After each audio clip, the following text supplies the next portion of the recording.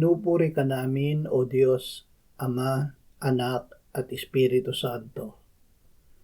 Salamat, Ama, na ipinigay mo sa amin si Jesus na iyong anak na namatay para sa aming kasalanan, iyong muling binuhay, iniakyat at iniluklok sa iyong kanan sa langit. Salamat na ibinigay mo sa amin ang iyong banal na Espiritu at sa pamamagitan niya ay ibinuhos mo ang iyong pag-ibig sa aming puso. Ama, panatilihin mo kami sa iyo sa araw na ito tulad ng puno na itinanim sa iyong halamanan.